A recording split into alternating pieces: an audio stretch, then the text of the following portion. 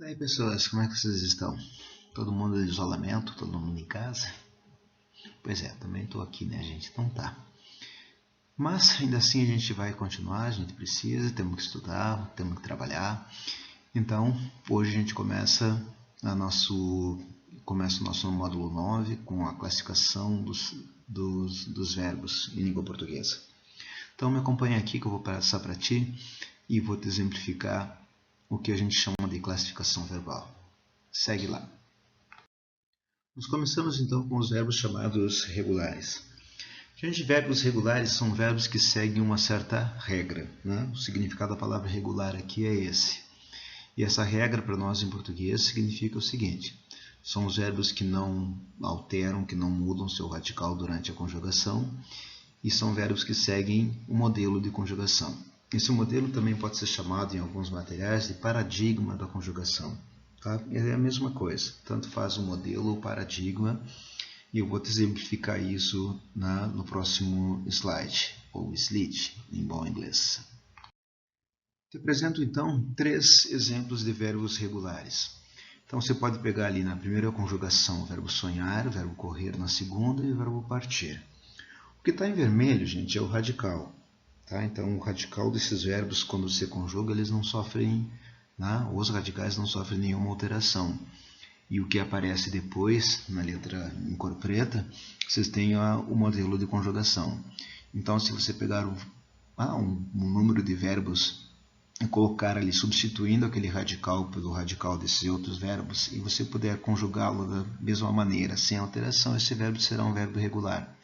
Então, se eu pegar ali na primeira coluna, no lugar do verbo sonhar, colocar o verbo cantar, por exemplo, comprar ou jogar, eu vou ter a mesma coisa. Né? Então, ali eu compro, tu compras, ele compra, compramos, comprais e compram. Então, quando o verbo segue esse modelo de conjugação e não altera o radical, ele é chamado então de um verbo regular. Ficam para ti ali, então, o correr e o partir como modelos de segunda e terceira conjugação.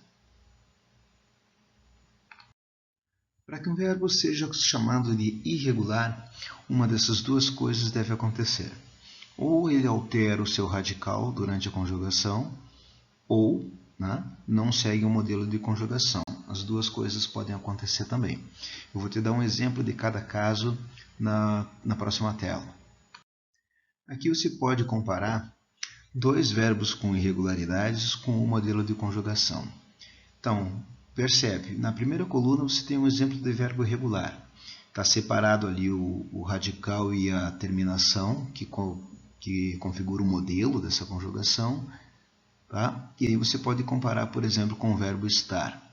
Então, quando você conjuga o verbo estar no presente do indicativo, que é esse PI que você está vendo aí, você percebe que, ainda que o radical do verbo estar se mantenha o mesmo, não sofra alteração, percebe a diferença entre que é o modelo da conjugação no verbo sonhar e olha a terminação sublinhada do verbo estar. Tá? Então lá é eu sonho, o O é átono, tu sonhas, o as é átono e assim por diante. Né? E aqui você tem estou, estás e está. Na primeira e na segunda do plural ele volta a ser regular, mas lá na terceira do plural ele mais uma vez destoa da conjugação do verbo que é o modelo. Esse é um caso então de irregularidade. Ele é irregular porque ele não segue o modelo de conjugação. Quando você vem para a terceira coluna e olha para o verbo ansiar, percebe, compara a terminação em preto com a terminação lá do verbo sonhar. Elas são idênticas. O, as, a, amos, ais e am. Então essa é a terminação padrão. Então esse é um verbo que ele segue o padrão da conjugação. Mas percebe o que acontece com o seu radical. O radical do verbo ansiar é ansi. A letra E não faz parte desse radical. Mas vejam como nas pessoas do singular, anseio, anseias, anseia, e na terceira do plural, anseiam, aparece aquele E, que configura então uma mudança, uma alteração no radical. Então você tem dois exemplos de verbos irregulares. Um que muda o radical e outro que não segue o modelo de conjugação. O que nós chamamos de verbos anômalos são os verbos que mudam totalmente de forma durante a conjugação. às vezes não fica uma forma, nada, nenhuma letra em comum com o mesmo verbo, num outro tempo. Isso só acontece em língua portuguesa com os verbos ir e ser. Esses são os de verdade, né? Os anômalos da língua portuguesa. Aqui você tem o verbo ser em 4 tempos diferentes. Então percebe, o primeiro tempo é o presente do indicativo, o segundo o pretérito perfeito do indicativo, PPI, o PII é o pretérito imperfeito do indicativo e na quarta coluna o pretérito mais que perfeito do indicativo. Então, se a gente olhar o presente do indicativo do verbo ser, nós percebemos na forma eu sou, na segunda pessoa tu és e ele é na terceira. Percebe que entre a forma sou e é já não tem nenhuma identidade. Se nós compararmos isso com o passado, pretérito perfeito desse verbo, vamos notar que não tem mais nada em comum, né? Todas as formas agora começam com F, que não tem nada a ver com o nome do verbo ser. No pretérito imperfeito, ele assume a forma base era, e mais uma vez, lá no pretérito mais que imperfeito, ele tem uma forma com F, tá? A forma base com F fora. Então isso é o que a gente chama de anomalia. Ele não apenas deixa de seguir o modelo ou altera o radical, mas altera totalmente seu radical. O mesmo vai acontecer com o verbo ir. Segue aí. O verbo ir é o nosso outro verbo anômalo e a gente já começa com uma anomalia incrível, né? Porque um verbo que tem como característica um i e um r começa com a forma vou. Tá? No passado ele é igual ao verbo ser, eu fui. No pretérito imperfeito ele curiosamente começa com i, qual o seu nome, né? Eu ia. E no pretérito mais que perfeito ele volta a uma forma com f, igual inclusive a do verbo ser. Bem diferente uma forma da outra, o que caracteriza o que nós chamamos então de anomalia. Os verbos defectivos, gente, são aqueles verbos que têm ausências, né, na conjugação, ou seja, falta a eles determinadas formas, né, faltam formas para esses verbos. Às vezes uma pessoa, às vezes 3, 4 e às vezes eles não têm nenhuma forma num determinado tempo. Eu vou te mostrar alguns exemplos disso na sequência. Eu costumo chamar esse grupo de verbos de grupo do ABCDE, abolir, banir, colorir, demolir, explodir. Tem outros também, né? Como aparece ali o esculpir. Gente, esses verbos têm uma característica bem interessante. Nenhum deles tem primeira pessoa do presente do indicativo. Então, abolir, banir, etc., vão seguir o mesmo esquema de conjugação desse verbo que eu escolhi aí, que é o colorir. Então, o verbo colorir na primeira pessoa, a gente vai conjugar silenciosamente, ó, eu, e não existe a forma. Aí tu colores, ele colore, colorimos, coloris e colorem. A mesma coisa, gente, o mesmo modelo pode ser adotado para todos os outros verbos. Coloca apenas o radical ali, ó.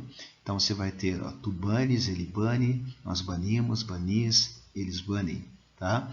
Explodes, explode, explodimos, explodis e explodem.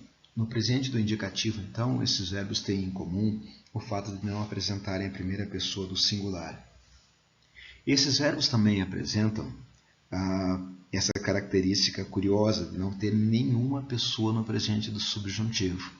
O presente do subjuntivo é o tempo do talvez, né? Tem gente que usa um que também, que eu prefiro talvez, que tem significado. Então, por exemplo, talvez eu faça isso, talvez eu diga, talvez eu venha, talvez eu decore, mas com esses verbos que vocês estão vendo aí, nenhum deles apresenta esse tempo. Então, o verbo abolir, banir, colorir, talvez eu, e o silêncio é a coisa mais adequada para eles. Tá? Falta totalmente, assim como vai faltar no imperativo negativo.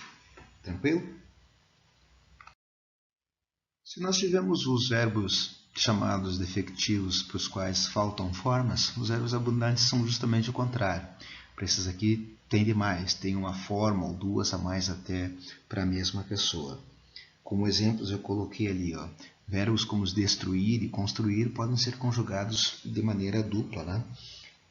Tu constróis e tu construis, ele destrói, ele destrui, então são verbos abundantes.